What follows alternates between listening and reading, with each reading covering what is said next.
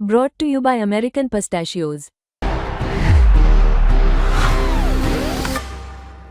That's the power of pistachio. Sunny भाई ये जीत आप कहाँ रखते हैं? बिकॉज बांग्लादेश, पाकिस्तान, आज तो न्यूजीलैंड आया, डेप्थ वाला न्यूजीलैंड आया, लेकिन 250 रन और नहीं बना पाए, या फिर ये कहें 250 रन इंडिया ने जीत लिया मैच। जी बिल्कुल, क्योंकि देखिए 250 रन मतलब 5 की एवरेज का होती है आज की डेट। तो इस पिच पर जो थोड़ी सी धीमी पिच है जी 5 की एवरेज मेंटेन करना है तो अच्छी शुरुआत की ज़रूरत थी। वो शुरुआत मिली नहीं क्योंकि हमारी जो दो नया गेंद इस्तेमाल करने वाले हैं उन्होंने भी अच्छी गेंदबाजी की। बिल्कुल। और शमी ने अच्छी गेंदबाजी की और हार्दिक पांड्या ने अच्छी गेंदबाजी की। उसके बाद में हमारे स्पिनर ने अपनी जादू चलाई। बिल्कुल, और जादू भी ऐसा है, और ना सिर्फ आपको स्पिनर्स को मतलब आप इस कामयाबी का श्रेय देंगे, मैं तो कप्तान को भी देता हूं सनी भाई जी बिल्कुल। क्योंकि ड्रेसिंग रूम में अपने आप को ये बताना कि 250 रन है यार, चलो जवानों लड़ो, जो कपिल देव ने आप लोगों को उस वक्त कहा था।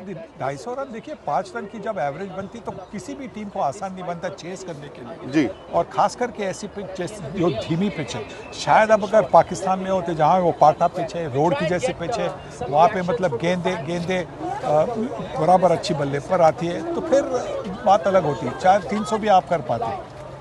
तो ये है जी भारत की बड़ी कामयाबी।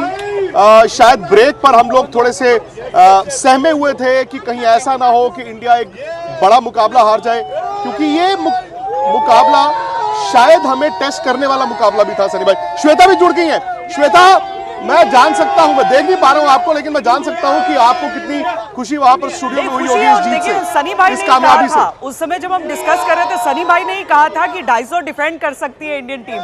वो किस विश्वास पर उन्होंने कहा था?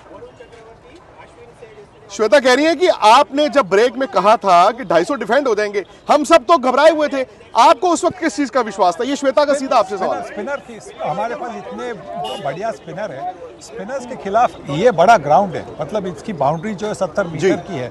अगर 65 मीटर की होती तो फिर शायद थोड़ी सी दिक्कत होती, पर 70 मीटर की जब बाउंड्री होती और ये यहाँ का आउटफील्ड थोड़ा सा धीमा, चौके नहीं होते। हाँ, चौके भी आसान नहीं बनते, तो इसीलिए मुझे वो कॉन्फिडेंस था कि अगर पहले 10-15 ओवर में अगर ज्यादा रन नहीं बने, एक आधी विकेट भी जाती है तो फिर हम और 2 विकेटें मिल गई। 2 विकेटें मिल गई। रचिन रविंद्र एक ऐसे बैट्समैन सनी भाई जिन्होंने परेशान हर फॉर्मेट में इंडिया को किया है, वो मुझे लगता है जो कामयाबी मिली। और उसके बाद हम वरुण चक्रवर्ती ने तो विकेटें ली, जबरदस्त गेंदबाजी की। और यहां पर भी श्वेता में श्रेय आपको सनी भाई को देना चाहूंगा। आपको याद होगा बांग्लादेश के मैच के बाद इन्होंने क्या कहा था? बांग्लादेश के मैच के बाद सनी भाई ने यह कहा था अब हर्षित राणा को, इवन दो उन्होंने पहले मैच में अच्छा बॉल डाला था, इन्होंने कहा एक काम कीजिए, आप उनको ड्रॉप करके आप चारों स्पिनर खिला लीजिए। वरुण चक्रवर्ती की बात हुई थी, इन्होंने एक्स फैक्टर है।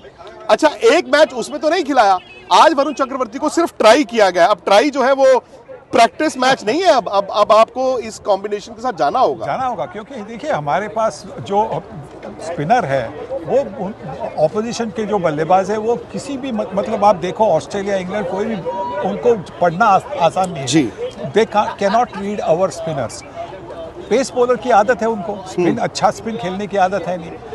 ये एक ऐसी पिच है, ऐसी विकेट है जहाँ पे गेंद स्पिनर को मदद मिलती है, तो फिर चौथा बॉलर आप यूज कर सकते हैं, क्योंकि हार्दिक पांड्या भी नया बॉल बड़ी अच्छी और उन्होंने डाला। यही तो सबसे बड़ी बात है कि इतनी अच्छी इस्तेमाल कर रहे हैं वो गेंद, तो हर्षित राणा की जरूरत नहीं है। और मोहम्मद शमी, हार्दिक पांड्या 10 ओवर कर सकते हैं या 15 ओवर कर सकते हैं, पर बाकी आपके स्पिनर कर सकते हैं। और देखिए ना श्वेता, कितना दिलचस्प है, ये दोनों टीमें जो आखिरी बार आईसीसी टूर्नामेंट में खेले थे वो सेमीफाइनल था, उसमें भारत ने 400 रन भी न्यूजीलैंड ऐसा लग रहा था कि भाग रहा है, शायद चेज ही ना कर दे।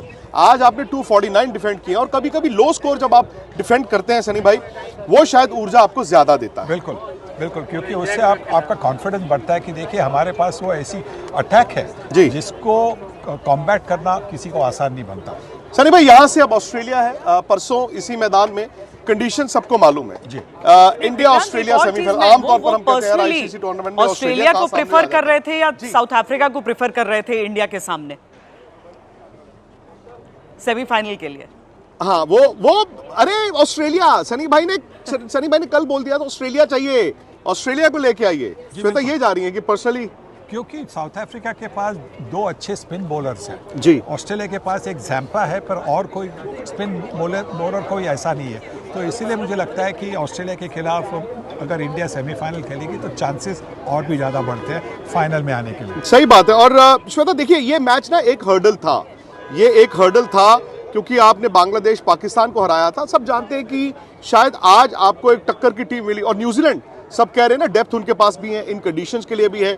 लेकिन जब आप एक अच्छी टीम को लो स्कोर में, हालांकि 250 जो सनी भाई ने एक बात बोली, जब छक्के नहीं लगते बड़े मैदान में 15-20 रन वहां पे कम कीजिए, फिर थिक आउटफील्ड होती है, चौके नहीं होते, वो सिंगलेट दुक्के होते हैं, तो 20 रन वहां कम कीजिए। तो यही सब कॉन्टिनेंट में ये 300 रन थे, शायद सब कॉन्टिनेंट में हम खेल रहे थे, तो ये जो 249 है ये 300 के बराबर था। हाँ बिल्कुल, क्योंकि देखिए हमारी आउटफील्ड होती है, सब कॉन्टिनेंट की आउटफील्ड थोड़ी ड्राई होती है, थोड़ी सूखी होती है, उस पर गेंद काफ़ी अच्छी तरह से निकलती है। जी। हमारी बाउंड्रीज भी है, हमारे ग्राउंड्स है, वो ग्राउंड्स की बाउंड्रीज भी थोड़ी छोटी होती है, तो मतलब मिस टाइम भी जो शॉट होता है वो भी छक्का हो सकता है। जी श्वेता, आप कुछ पूछ रही थी? तो क्या हर मैच के लिए हम ये समझेंगे कि 250 पार स्कोर अच्छा एक स्कोर ये रहेगा, या फिर क्या हम 300 का टोटल यहाँ दुबई की पिचेस पर नहीं देखेंगे? ये बड़ा वाजिब सवाल है श्वेता का कि क्या 250 पार स्कोर है एक अच्छे मैच में?